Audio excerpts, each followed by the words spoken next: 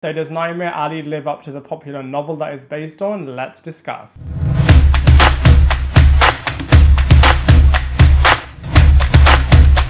Hello everybody, and welcome back to my channel Lifestyle Critic. I hope you're having a brilliant day. So in this video we are going to be reviewing Nightmare Alley, which is a neo-noir psychological thriller movie which is based on the novel of the same name by William Lindsay Gresham, and this is the second adaptation from that novel. Now this movie has got a stellar, absolutely awesome cast in there, and it is a little bit intriguing at points. However, for me it just wasn't intriguing enough. But you know, to its credit, it was filmed during the COVID pandemic, which is really impressive. Even though it did have its production halted, at certain moments you wouldn't tell, as it is a pretty smooth movie, and I'm going to be breaking it all down for you in this movie review.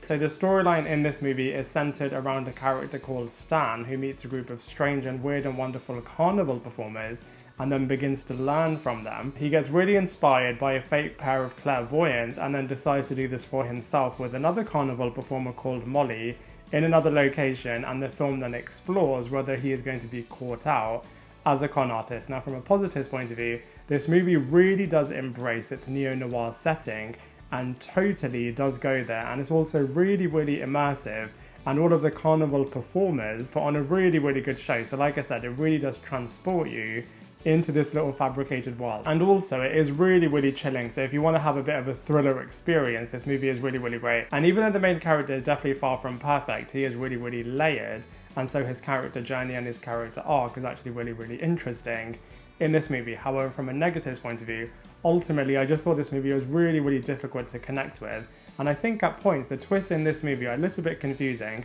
and I just felt like it dragged on, and in turn at points in this movie it did feel really dull. I think it had the potential to be great, but for me it just wasn't that impressive.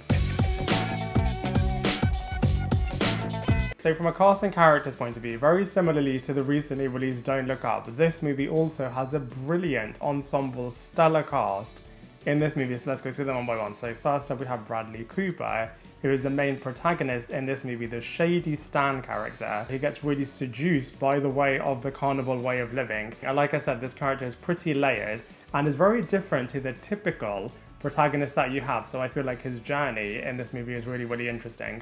We also have Willem Dafoe, who is a really twisted carnival attraction owner, and it's really disturbing as he has people that he is treating like animals, and it really does put a chill down your spine. We also have Cate Blanchett, who is a really savvy psychologist in this movie, and she instantly is able to recognize that the Stan character really is up to no good. But similarly, this character is really layered as well, and definitely is one to watch out for.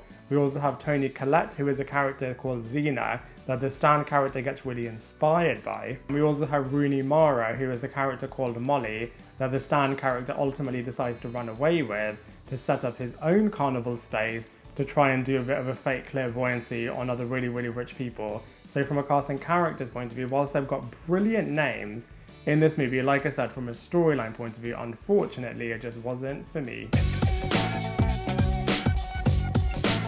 So from a visuals point of view, this is a very neo-noir movie. At points it does feel like a bit of a black and white movie as well, so it really does embrace its tone and its visual identity that it's trying to tell. Also, because it's got a bit of a carnival aspect to it, it is really great, as it does feel like you are at a carnival show yourself, which is really cool, whilst also being really creepy and really chilling as well. And like I said, it ultimately does take you to this dark and sinister space and world. And so from an escapism point of view, even though it's not somewhere I would want to escape into, I can't deny the fact that it really does embrace you into its world.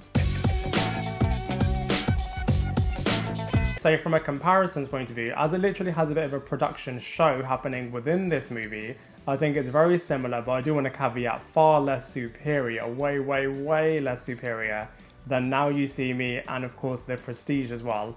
And then from a neo-noir perspective, I think you can also compare this movie to Bad Times at the El Royale, Collateral, Reminiscence and Shutter Island, but similarly, like I said, all of those movies are a lot stronger than Nightmare Alley.